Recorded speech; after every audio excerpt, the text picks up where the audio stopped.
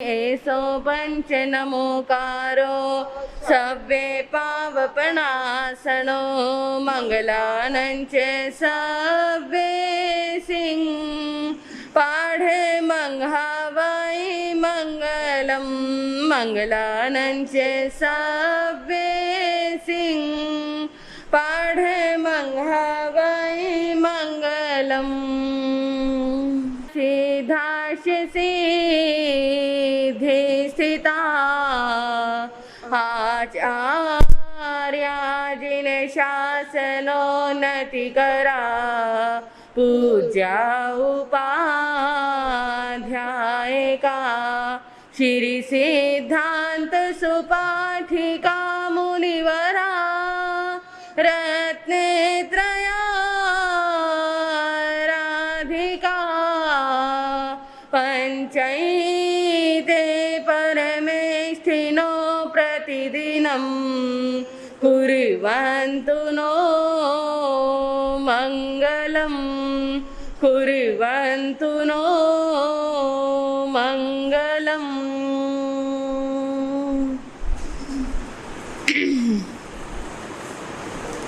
बोलिए शासनपति शरवण भगवान महावीर स्वामी की।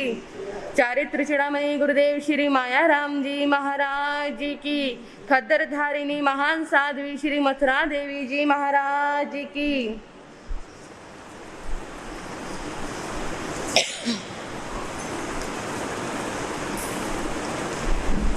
शासन मिला प्रभु का सौभाग्य है हमारा। शासन मिला प्रभु का सौभाग्य है हमारा। आराधना हो ऐसी नहीं जन्म ले दोबारा। आराधना हो ऐसी नहीं जन्म ले दोबारा। शासन मिला प्रभु का सौभाग्य है हमारा। शासन मिला प्रभु का सौभाग्य है हमारा। रिश्ते अनंत हमने हर जीव ने बनाए। रिश्ते अनंत हमने हर जीव ने बनाए। कोई जगह न ऐसी जहाँ पर न जन्म पाए। कोई जगह न ऐसी जहाँ पर न जन्म पाए। चारों गति भटकते नहीं पा सके किनारा। चारों गति भटकते नहीं पा सके किनारा। शासन मिला प्रभु का सौभाग्य है हमारा। शासन मिला प्रभु का सौभाग्य है हमारा। नर भव मिले थे पहले उपयोग कर न पाए। नर भव मिले थे पहले उपयोग कर न पाए। सम्यक्त्व में ही जीना वो भावना न लाए। सम्यक्त्व में ही जीना वो भावना न लाए।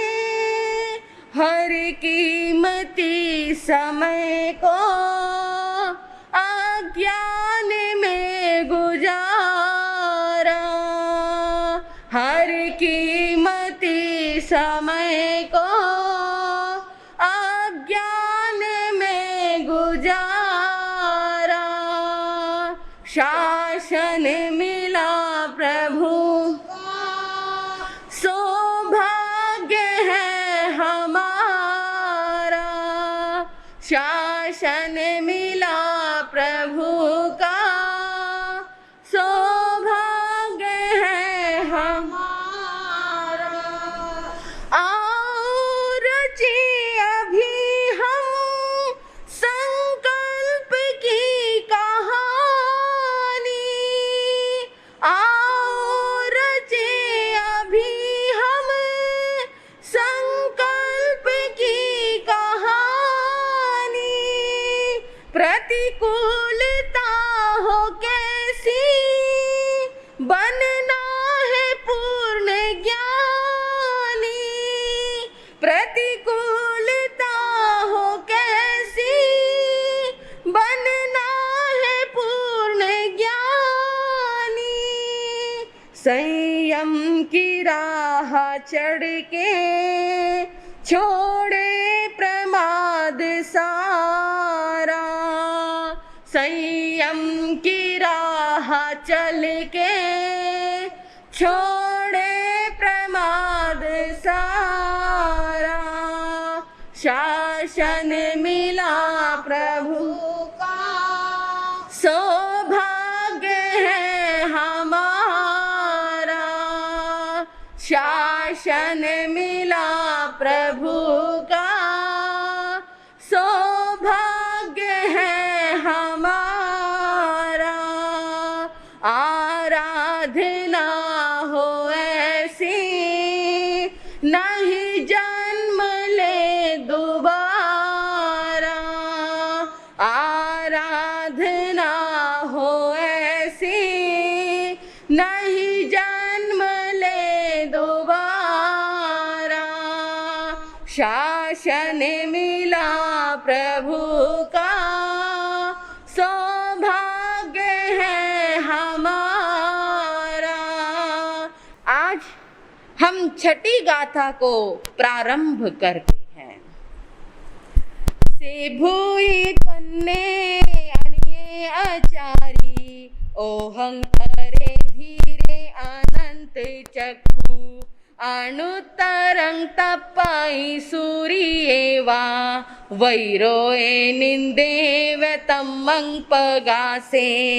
से भूई पन्ने अणिये आचारी, ओहंकारे धीरे अनंत चक्षु, अणुतरंग तपाई सूर्येवा, वैरोए निंदे व्यतमंग पगासे।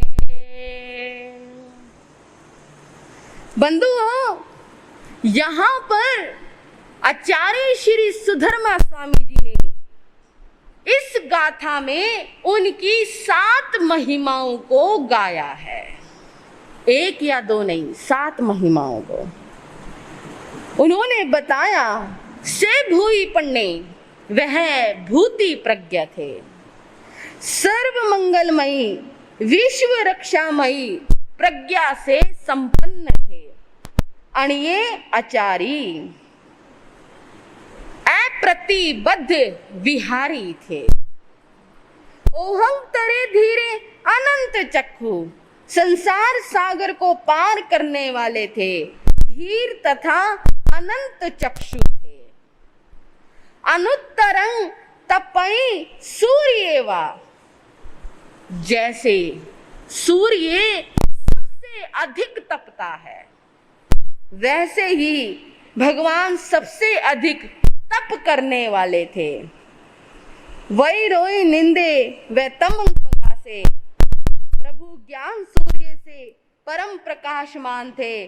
जैसे प्रज्वलित अग्नि अंधकार को मिटाकर प्रकाश फैलाती है, वैसे ही भगवान अज्ञान अंधकार को मिटाकर पदार्थों का यथार्थ स्वरूप प्रकाशित करने वाले थे। ये तो इस गाथा का अर्थ हुआ। अब मैं आपको बताती हूँ आचार्य श्री सुधर्मा स्वामी जी कहना क्या चाहते हैं। बंधुओं, हो सकता है आपको लगा हो कि इसमें किन गुणों का जिक्र हुआ, क्या क्या बताया सुधर्मा स्वामी जी ने। सबसे पहला गुण वह भूति प्रज्ञा थे। भूति प्रज्ञा यानी जो वो ज्ञान, वो बुद्धि जो अपनी आत्मा के साथ साथ दूसरों की आत्मा का भी कल्याण करे, विश्व की रक्षा करने वाली हो, ऐसी प्रज्ञा जो स्व पर कल्याण के लिए व्यय होती है, हितकारी होती है, वो प्रज्ञा कहलाती है। जो भगवान महावीर स्वामी की बुद्धि थी, जो उनका ज्ञान था, वो स्व पर कल्याणकारी था। आप समझ रहे होंगे, एक व्यक्ति का ज्ञान होता है सिर्फ और सिर्फ अपने लिए, एक व्यक्ति का ज्ञान होता है जो दूसरों का भी कल्याण करने वाला हो। और इतना ही नहीं बंधुओं, बुद्धि तो है, लेकिन बुद्धि भी दो प्रकार की होती है, एक तो सद्बुद्धि, एक कुबुद्धि। अब भगवान महावीर स्वामी कौन सी बुद्धि से संपन्न थे? सद्बुद्धि से संपन्न थे। दो प्रकार की बुद्धि बताई, सद्बुद्धि और कुबुद्धि।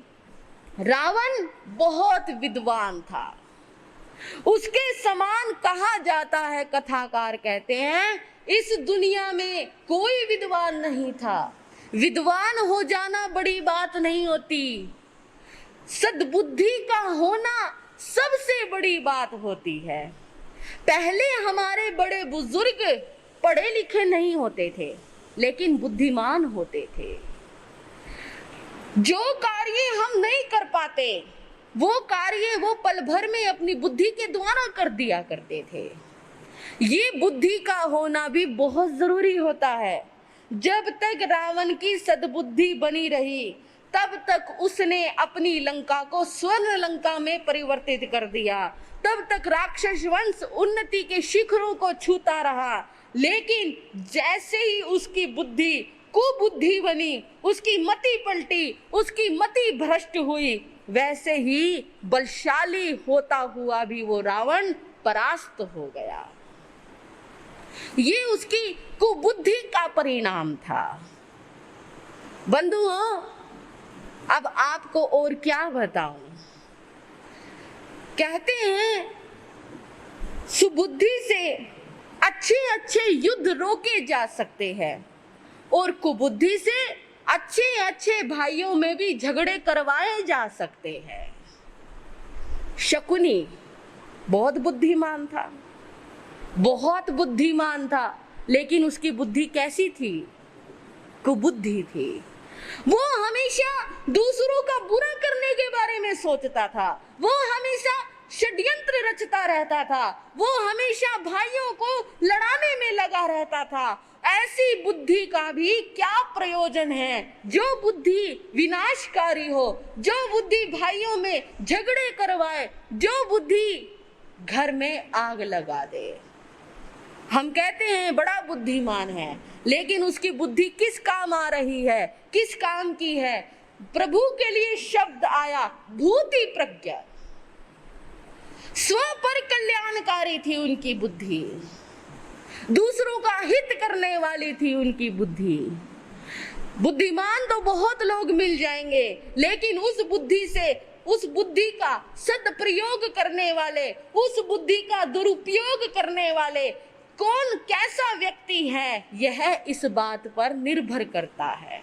यदि कोई व्यक्ति अपनी बुद्धि का सदुपयोग कर रहा है, एक व्यक्ति है, एक वैज्ञानिक है, अपनी बुद्धि से बल्ब का आविष्कार कर रहा है, अपनी बुद्धि से कंप्यूटर का आविष्कार कर रहा है, अपनी बुद्धि से मोबाइल का आविष्कार कर रहा है, किस लिए? दुनिया के कल्याण के लिए, दुनिया के भले के लिए वो अपनी बुद्धि को सद्मार्ग पर लगा रहा है। और एक व्यक्ति है बहुत बुद्धिमान है, लेकिन उसका सारा ध्यान किस पर रहता है, कैसे मैं दो देशों को भिड़ा दूं, कैसे मैं दो देशों में लड़ाई करवा दूं, कैसे मैं सैनिकों को भिड़ा दूं, कैसे मैं जात पात फैला दूं, कैसे मैं संप्रदायवाद फैला दूं। वो सारा दिन यही सोच सोच कर षड्यंत्र रचता रहता है। एक की बुद्धि विनाशकारी है और एक की बुद्धि किस कल्याणकारी है। बंधुओं, महाराज श्रेनिक, उनके पुत्र थे और उनके मंत्री भी थे अभय कुमार। उनकी बुद्धिमत्ता को देखते हुए ही उनके पिता ने इनको मंत्री पद प्रदान किया था। अभय कुमार मंत्री इतने बुद्धिमान थे कि उनके यहाँ राज दरबार में कोई भी केस आ जाए, किसी भी तरह का कोई केस आ जाए, किसी भी तरह की कोई बात हो, उन्होंने कभी भी अन्याय नहीं होने दिया। अपने बुद्धि के बल पर वो सभी कार्यों को ऐसे निपटा देते थे, लोग देखते रह जाते थे। और यही कारण था, जब तक अभय कुमार मंत्री अपने पिता के साथ रहे, तब तक श्रेनिक महाराज ने एक भी युद्ध नहीं किया। यानी उनकी बुद्धि से जो सामने वाला शत्रु था वो भी नतमस्तक हो जाता था, युद्ध करने से पहले ही आत्मसमर्पण कर देता था। और जब अभय कुमार मंत्री ने दीक्षा ग्रहण कर ली, तो आप जानते हो कुनिक ने किस तरह अपने पिता को, राजा श्रेनिक को बंदी बनाया, किस तरह 100 कोड़ों की मार मारी। और इतना ही नहीं, उसी नगरी में वो कुनिक राजा जब चंपा नगरी में चला गया, तो कैसे रथ मुसल संग्राम जैसे इतने भयानक युद्ध हुए जिसमें करोड़ों सैनिक मारे गए, क्योंकि उस समय कोई भी सद्बुद्धि वाला व्यक्ति वहां था ही नहीं। यदि अभय कुमार जैसी सद्बुद्धि वाला व्यक्ति वहां पर कोई होता, तो शायद ना ही राजा श्रेनिक को इतनी दर्दनाक मौत मिलती और ना ही इतना बड़ा रथ मुसल संग्राम जैसा युद्ध होता, जिसका वर्णन हमारे निर्यावली का शास्त्र में आता है। आप पढ़कर देखो। हम सोचते हैं महाभारत का युद्ध सबसे बड़ा युद्ध था। निर्यावली का शास्त्र को पढ़ के देखना, महाभारत जैसे युद्ध इस देश में एक नहीं अनेकों हो गए। एक बार नहीं, अनेकों बार सिर्फ जर जोरू जमीन के लिए निर्दोष सैनिक गाजर और मूली की तरह कटते रहे हैं। कब कब ऐसा हुआ, जब जब इस बुद्धि ने कुबुद्धि का सहारा लिया, जब जब षड्यंत्र रचाए गए, जब जब दूसरों की चीज को हड़पने की इच्छा बनी, दूसरों की चीज पर अपना अधिकार करने की इच्छा बनी, तब तब हमारे देश को ऐसे ऐसे बड़े बड़े युद्ध का सामना करना पड़ा। अभय कुमार मंत्री के जीवन की एक बड़ी सुंदर घटना आती है। मैं आपको बताऊंगी कैसे बुद्धिमान थे वो। एक बार राजा श्रेनिक और उनकी प्रिय रानी चेलना हाथी पर बैठे हुए भगवान के समोसरण में जा रहे थे। सर्दियों के दिन थे, भयंकर सर्दी। रास्ते में एक मुनि शीत की अतापना ले रहे थे, निर्वस्त्र होकर शीत की हाथ ऊपर करके शीत की अतापना ले रहे थे। सर्दी की ठंडी ठंडी पवन चल रही है, ऐसी ठंड कि व्यक्ति का खून जम जाए। और ऐसी उस भयानक सर्दी में वो मुनि जंगलों में खड़े, और चारों तरफ से ठंडी हवाएं चल रही हैं, लेकिन मुनि शांत भाव से उसकी अतापना ले रहे, तपस्या कर रहे थे। महारानी चेलना उनको देख रही थी। देखते ही ये हाथ श्रद्धा से जुड़ गया। जुड़ता ही है, जहां ऐसी महान कठोर साधना को देखा जाए वहां ये सिर श्रद्धा से झुक जाता है, हाथ जुड़ जाते हैं। महारानी चेलना का भी सिर श्रद्धा से झुक गया, हाथ जुड़ गए। धन्य हो, ओहो, कितनी सर्दी, इतनी सर्दी में कैसे ये मुनि कठोर साधना कर रहे हैं। धन्य हो, धन्य हो। राजा श्रेनिक ने भी वंदन नमस्कार किया उनको, हाथी पर बैठे बैठे पहुंच गए समोसरन में। देशना सुनी, भगवान की मंगल में वाणी सुनी, सुनकर दोनों पति पत्नी वापिस लौट आए। कुछ बात नहीं हुई, कोई ऐसी बात नहीं थी, सब कुछ बहुत बढ़िया था। रात्रि का समय हुआ, दोनों पति पत्नी अपने कक्ष में सो रहे थे। मोटी मोटी मखमल रजाइयां थी, मखमल गद्दे थे, खिड़कियां बंद थी, कहीं से भी कोई हवा का झोंका ना आ जाए, पूर्ण व्यवस्था थी। जब दोनों सो रहे थे, अचानक तेज हवा चली और महारानी चेलना के कमरे की खिड़की खुल गई। जैसी खिड़की खुली, ठंडी ठंडी हवाएं अंदर आने लगे। महारानी चेलना का एक हाथ रजाई से बाहर रह गया और रजाई से बाहर जो हाथ था, ठंड के मारे वो हाथ अकड़ गया।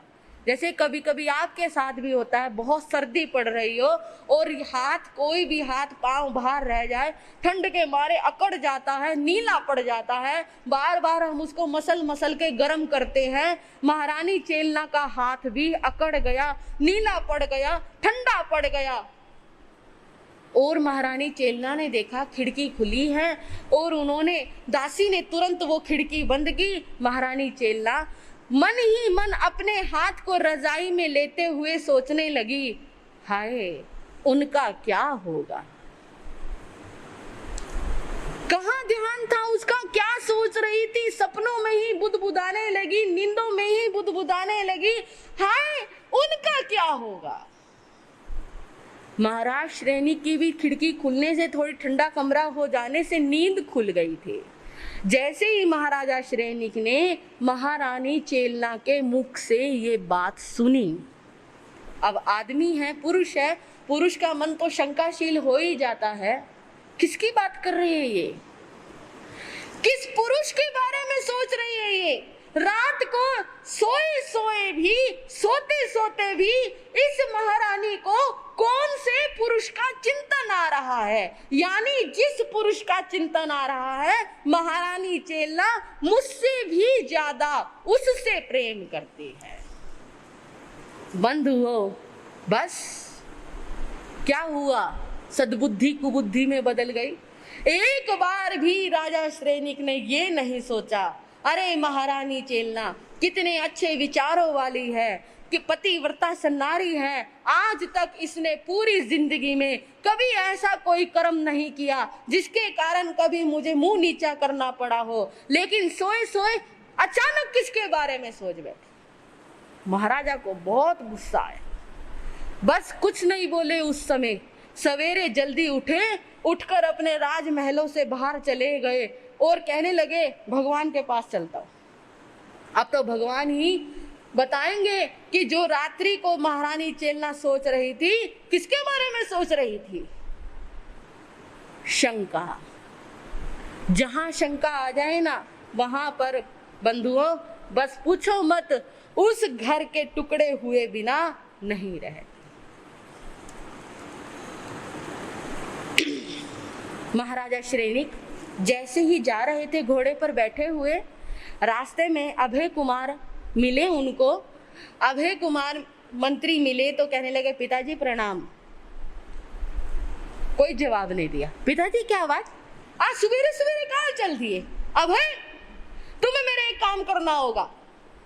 आज्ञा दो पिताजी।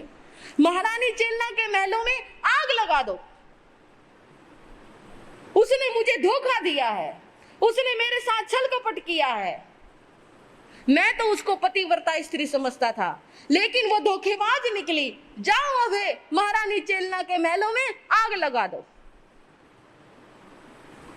जो आज्ञा पिताजी। कैसा गुस्सा है, बिना कुछ सोचे समझे, बिना कुछ पूछे, इतना बड़ा समझदार राजा, भगवान महावीर स्वामी का अनन्य भक्त, कितनी बड़ी बात, कितनी गलत बात सोच सकता है। आप देखिए, लेकिन अभय कुमार मंत्री ने सोचा पिताजी गुस्से में लग रहे हैं, पिताजी बात क्या हो गई, बात तो बता। कह दिया ना तुमसे, जो कहा है सिर्फ उतना करना, ज्यादा पूछने की जरूरत नहीं है। ठीक है, जैसे आपकी आज्ञा। अभी महारानी चेलना के महलों को आग लग जाएगी। अभय कुमार मंत्री लौट कर आए, वापिस आए और आकर अपने कर्मचारियों को आदेश दिया, जाओ महाराज की आज्ञा है, महारानी चेलना के महलों में आग लगा दो, उसे सोए सोए को जिंदा जला दो। बंधुओं, उधर राजा श्रेणिक भगवान के चरणों में पहुंच रहे हैं। भगवान को दर्शन किए, वंदन नमस्कार दिया, तभी भगवान कहने लगे, भगवान से क्या छिपा हुआ था। सोचने वाली बात है, इंसान ये भी नहीं सोचता कि भगवान जब मुझसे पूछेंगे, मुझसे कहेंगे तो मैं जवाब क्या दूंगा। भगवान से तो कुछ छिपा हुआ नहीं था। भगवान के पास गए, भगवान ने कहा, राजन ये तुम क्या करके आए हो? तुमने बिना कुछ सोचे समझे महारानी चेलना के महलों में आग लगा दी। हाँ प्रभु, उसने मुझे धोखा दिया। कैसा धोखा? किस प्रकार का धोखा? जो विचार तुम्हारे मन में महारानी चेलना के प्रति आए हैं वो गलत है, वो मिथ्या है, वो सही नहीं है। मैं समझा नहीं प्रभु। सत्य यही है कि तुम्हारी जो महारानी चेलना है वो शीलव्रता स्त्री है, पतिव्रता स्त्री है। सपने में भी वो किसी तुम्हारे सिवा किसी पर पुरुष का चिंतन भी नहीं कर सकती। तुमने ऐसे विचार उस सतीव्रता स्त्री के लिए, शीलव्रता स्त्री के लिए सोच कैसे लिए? प्रभु, क्या आप सत्य कह रहे हैं? महारानी चेलना शीलवती है? हाँ राजा श्रेणिक, ये सत्य है। आज तक उसने सपने में भी किसी पर पुरुष की कल्पना नहीं की। लेकिन प्रभु, रात को वो सपने में कह रही थी, उनका क्या होगा? इसका मतलब वो किसी पर पुरुष के बारे में सोच रही है। राजन, वो जिनके बारे में सोच रही थी, कल तुम सवेरे जब तुम मेरे दर्शन करने के लिए आए थे, तुम्हें रास्ते में एक मुनि दिखाई दिए थे जो शीत की अतापना ले रहे थे। हाँ प्रभु, दिखाई दिए थे।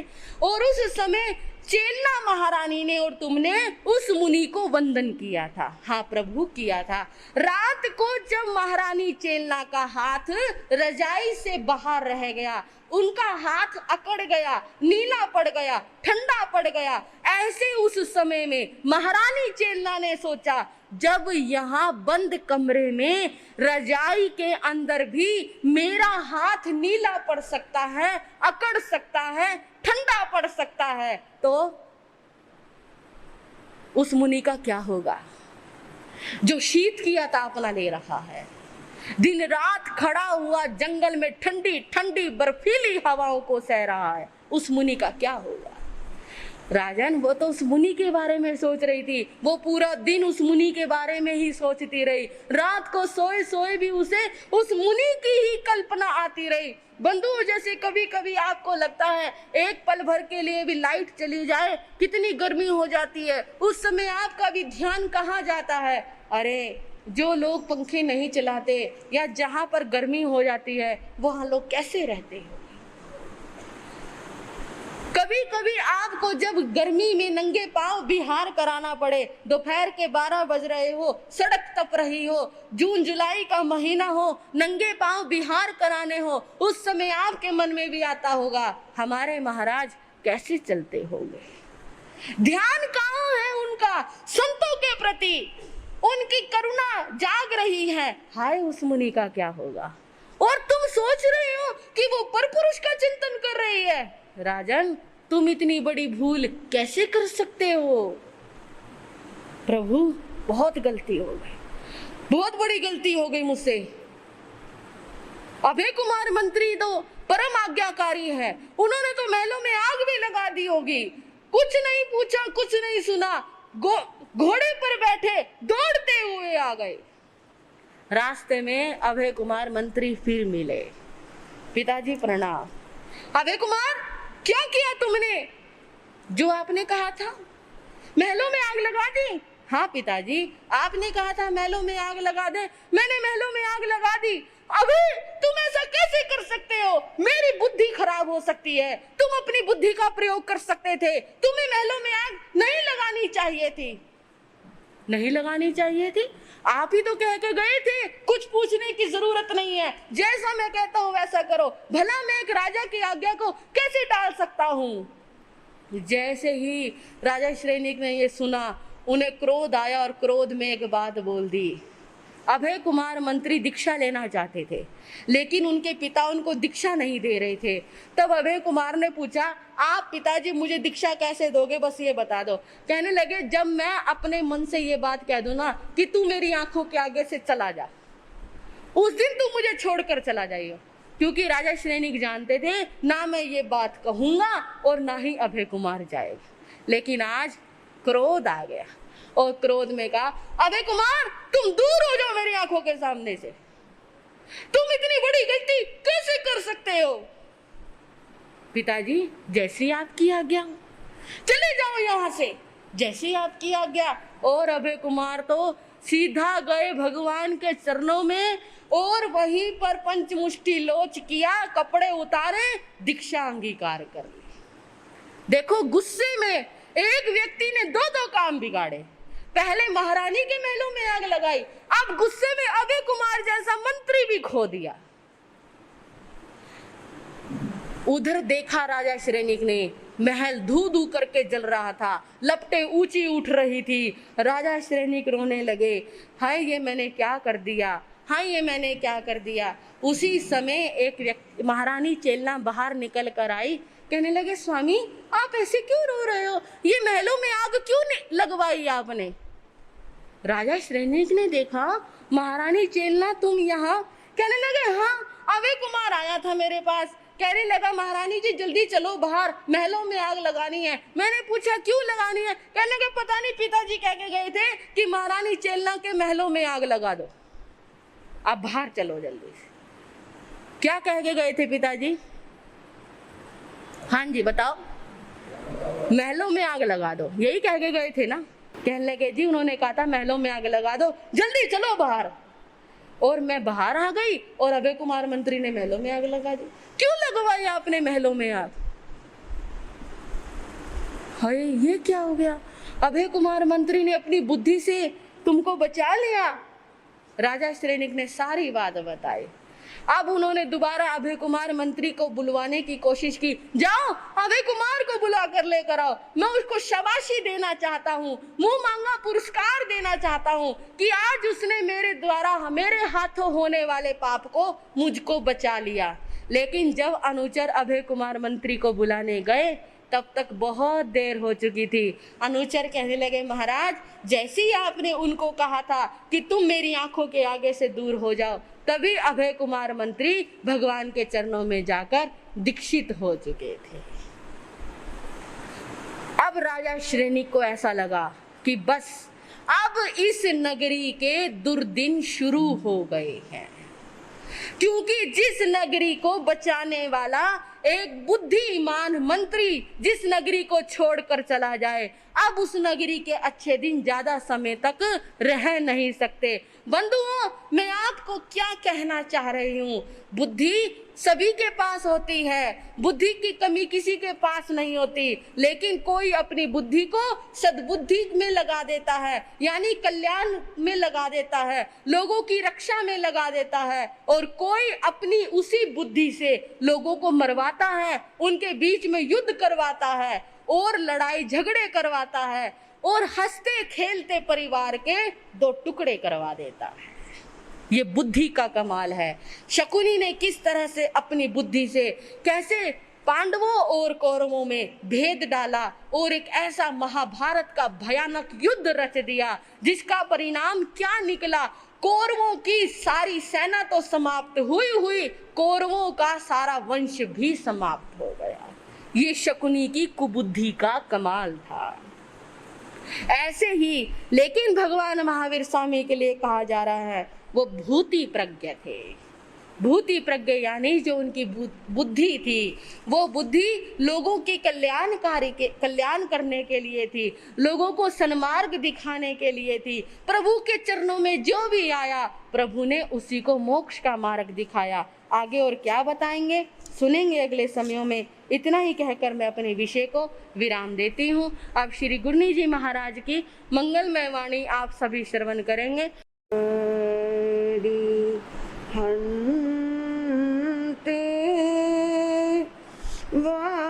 वंदिता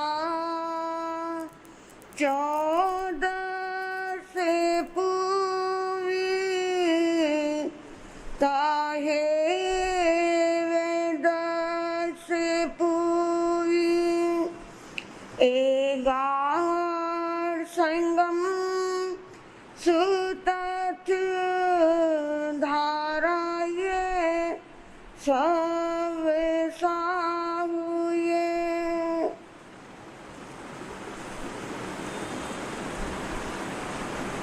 धर्मानुरागी सुश्रावकगण एवं शीलवती बहिनों, परम आराध्या परम पूजनीय श्री गुरनी जी महाराज के श्री चरणों में रहकर जो कुछ मैं ग्रहण कर रही हूँ आपके समक्ष कहने का प्रयास करूंगी। बंधुओं, विषय चल रहा है कामदेव गाथापति को लेकर। कामदेव गाथापति विशाल धन राशि के मालिक है और ये विशाल धन राशि घर के सुख वैभव ऐश्वर्य अब उनको बोझ लगने लगे। जीवन के अंतिम पड़ाव पर उन्होंने ये चिंतन किया है कि मैंने भगवान के चरणों में रहकर जो श्रावक के व्रत अंगीकार किए उनका मेरे को सम्यक पालन आराधन करते हुए बहुत समय व्यतीत हो गया। अब मेरा कर्तव्य बनता है सांझ घिर आने से पहले, जीवन की संध्या जीवन में शाम आए उससे पहले मुझे अपना बिस्तरा ठीक बिछा लेना चाहिए। अर्थात अब मुझे अपने सभी कर्तव्यों से मुक्त होकर आत्म कल्याण में लग जाना चाहिए। ये घर संसार परिवार कौटुंबिक जन इनमें से कोई भी मेरे साथ नहीं जाएगा। ये सोचकर उन्होंने एक संकल्प लिया कि मैं कल सवेरे अपने ज्ञाति जनों को, अपने कौटुंबिक जनों को, अपने पारिवारिक इष्ट मित्र गणों को बुलाकर मैं अपने घर का सारा कार्यभार अपने ज्येष्ठ पुत्र को संभलाऊं और जाकर पोषदशाला में मैं धर्म प्रज्ञप्ति भगवान के बताए हुए धर्म मार्ग पर चलो, प्रतिमा धारण करो और अपनी आत्मा का कल्याण करो।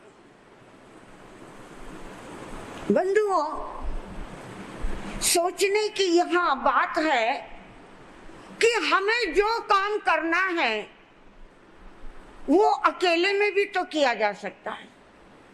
उसके लिए सारा परिवार इकट्ठा करना, अपने मित्र गणों को बुलाना, उन्हें भोजन कराना और फिर सभा में ये घोषित करना कि मैं अब अपना ये घर परिवार छोड़कर मैं पोषदशाला में धर्म मार्ग का अनुसरण करने के लिए जा रहा हूँ। क्या जरूरत है? हमें कोई चीज छोड़नी है तो सहज स्वाभाविक भी छोड़ी जा सकती है, लेकिन नहीं, कोई व्यक्ति अंधेरे में ना रह जाए। पीछे से पारिवारिक जनों को ये ना कहने लग जाए कि क्या कोई घर में लड़ाई हो गई थी, क्या घर में कोई झगड़ा हो गया था जिससे तुम्हारे पिता घर से रूठकर चले गए। नहीं, मैं अपने सभी ज्ञाति जनों को, कौटुंबिक जनों को ये बताकर पोषदशाला में जाऊं कि मैं जो कुछ कर रहा हूं स्वेच्छा से कर रहा हूं। मैं सारा जिम्मेवारी, सारी दायित्व अपने बेटे को संभला रहा हूं, क्योंकि मेरा बेटा इस दायित्व को संभालने में अब योग्य हो गया। सारे घर परिवार जिम्मेवारी का त्याग किया जा रहा है। जिन जिन वस्तुओं को बड़े प्यार से जोड़ा था, बड़े प्यार से सहेज कर घर में व्यवस्थित किया था, जो धन राशि आज व्यापार में लगी है, जो धन राशि संचित है, जोड़ी हुई है, उन सब का त्याग किया जा रहा है। हाँ जी बहनों, त्याग करना आसान है? बता तो दो, मैं कौन सा त्याग करवा रही हूं। आपकी चीज आपके पास रहेगी, लेकिन मेरे भाइयों जरा चिंतन करके देखना, आपके शरीर से उतरी हुई एक शर्ट जो पुरानी हो गई है, जिसका रंग भी फेड हो गया है, कई महीनों से अलमारी में यूं ही बेकार टंगी हुई थी, आपने अपने घर में आने वाले एक स्वीपर को, घर में काम करने वाले किसी कर्मचारी को, फैक्ट्री में काम करने वाले उस कर्मचारी को आपने शर्ट दी। हाँ जी मेरे भाइयों, क्या वास्तव में आपने शर्ट दी? क्या बात, आज सुबह तो दे के आए थे, दी क्यों नहीं? आपने उसको दे दी। आप कहो दे दी, अब बोलो क्या दे दी? आप तो चक्कर में पड़ गए। हाँ जी प्रधान जी, जो शर्ट आपने कर्मचारी को दी, क्या वास्तव में दी हमने? मेरी बहनों, जब पुराने सूट निकालकर मेड को देती हो, क्या आपने दिए? पक्का दिए मनु बहन? क्या आपने वो सूट देने के बाद आपने बोला त्याग बोसरे? नहीं बोला ना, बल्कि एक भावना और जुड़ी रह जाती है। अगले दिन मेड अपना सूट पहनकर आई, आपने ध्यान से देखा और आपने क्या कहा? मैंने कल तुझे इतना बढ़िया सूट दिया था, तू वो क्यों नहीं पहनकर आई? अभी भी आपकी आसक्ति देने के बाद उस सूट से जुड़ी हुई है। आप जो वस्तु त्याग रहे हो, वास्तव में आप उस वस्तु का त्याग नहीं कर पाते, आप उस वस्तु को दे नहीं पाते, उस वस्तु से आप जुड़े रहते हो। समय समय पर जब जब वो कर्मचारी, जब जब वो मेड आपके सामने आती है, आप उसे ये एहसास करवाते रहते हो, मैंने तुझे उस दिन वो सूट नहीं दिया था। अगर आज मैंने तुझे फालतू डस्टिंग करने को कह दिया, तुझे छत की सफाई करने को कह दी, तो कौन सी बड़ी बात हो गई? मैं तुझे समय समय पर कितने महंगे महंगे सूट देती हूँ। अगर वास्तव में वो इतने महंगे सूट थे, वो इतने काम के थे, तो आपने दे क्यों डाले? आपने खुद किसी पार्टी में पहनने चाहिए थे, आपको वो सूट धारण करने चाहिए थे। महाप्रभु कहते हैं, दान देना, किसी चीज को छोड़ना बड़ा कठिन है, लेकिन धन्य है कामदेव श्रावक। उन्होंने उन चीजों को छोड़ दिया। छोड़ने के बाद अपने पारिवारिक जनों को एक निर्देशन दिया कि अब मैं पोषदशाला में जिस धर्म मार्ग का अनुसरण करने जा रहा हूं, अब घर में मेरे निमित्त कोई चीज ना बने। अगर कोई चीज बनाते हो तो उसे मेरे पास मत लेकर आना। अब घर के किसी कार्य में मुझसे परामर्श मत करना।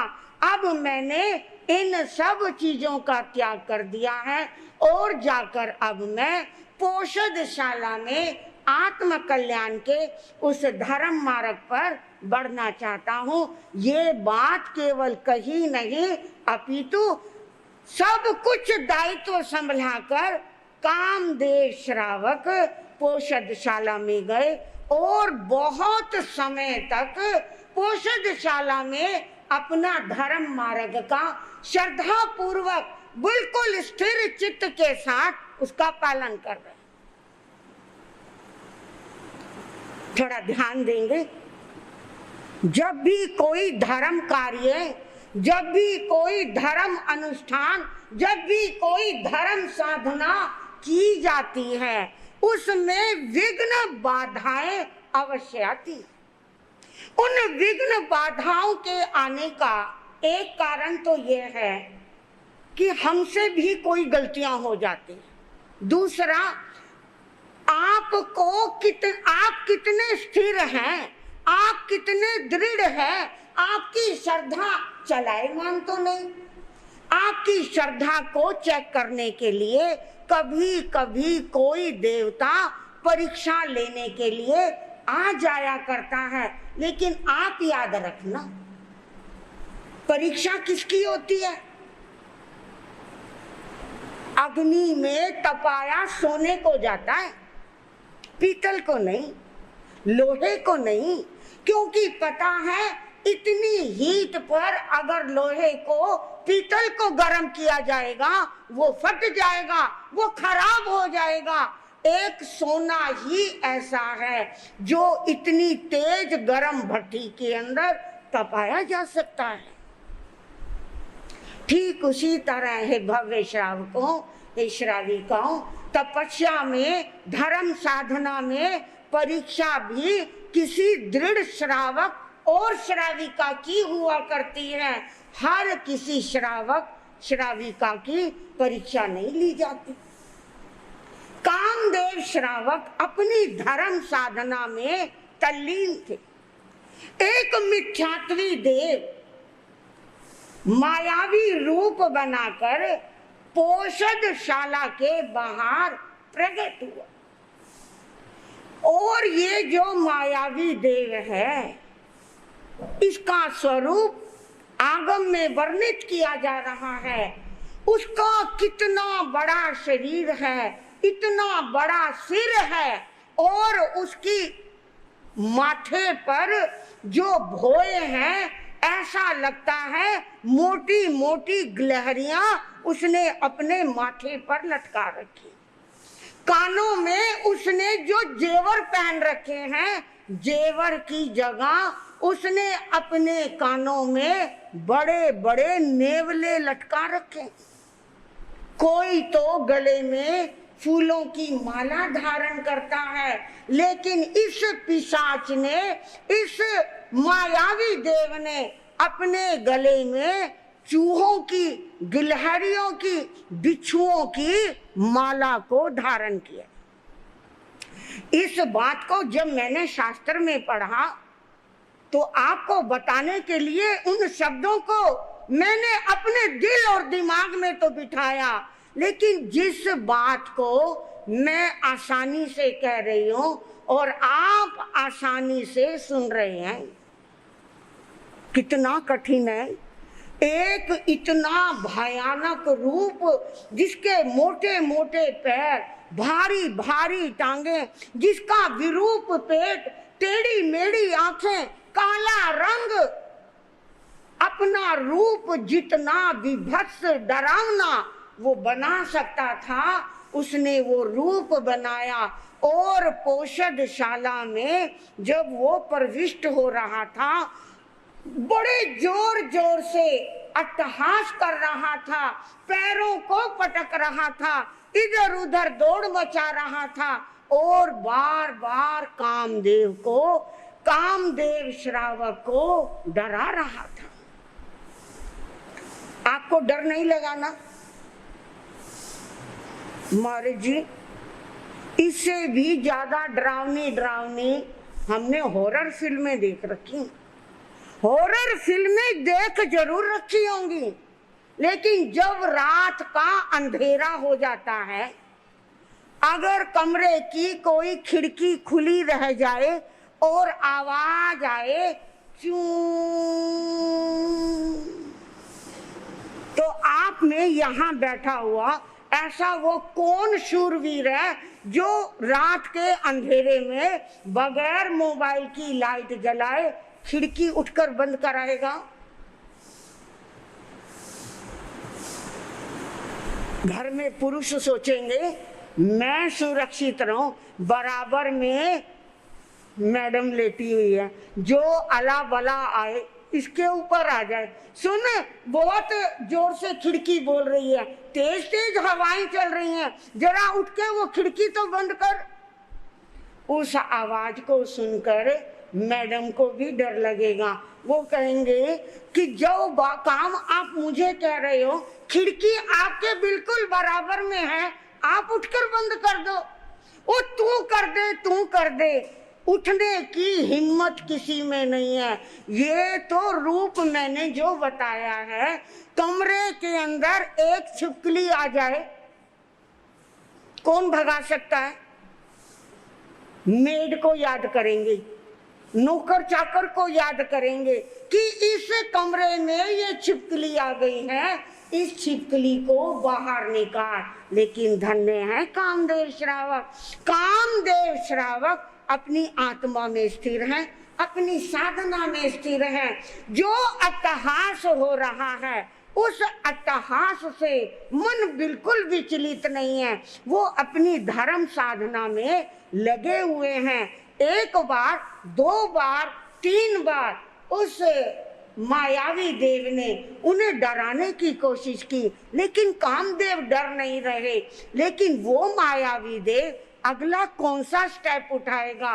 कामदेव श्रावक विचलित होंगे अथवा नहीं होंगे। देखो, इंसान का शरीर है, दिल और दिमाग है। जब वो आंख खोलकर देखेंगे, क्या वो भयभीत हो जाएंगे? अगर भयभीत होंगे तो धर्म साधना आगे कैसे चलेगी?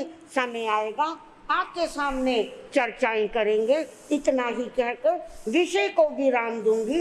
आज 17 अगस्त 2023 वार बृहस्पतिवार, मघा नक्षत्र और सूर्य आज कर्क राशि से सिंह राशि में प्रवेश कर रहे हैं। भाद्रपद मास आरंभ होने जा रहा है।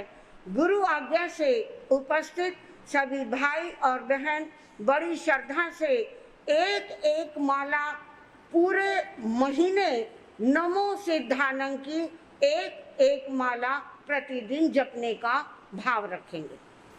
नमो अरिहंतानंद, नमो सिद्धानंद, नमो आयरियानंद, नमो ओवज्जायनंद, नमो लोए सवे साहुनंद, ऐसो पंच नमोकारो सवे पावक पणासनो, मंगलानंच मंगलम सिद्धा मंगलम, साहु मंगलम केवली पणतो धम्मो मंगलम, चटारी लोगुत्तमा, अरिहंता लोगुत्तमा, सिद्धा लोगुत्तमा, साहु लोगुत्तमा, केवली पणतो धम्मो लोगुत्तमा, चटारी शरणं पवज्जामि, अरिहंते शरणं पवज्जामि, सिद्धे शरणं पवज्जामि, साहु शरणं पवज्जामि, केवली पणतं धम्मं शरणं पवज्जामि। ये चार शरण दुख हरण, गत में और ना शरणा कोई होगा, जो भवे प्राणी करे आचरण, उसका अजर अमर पद होगा, उसका सदा ही मंगल होगा।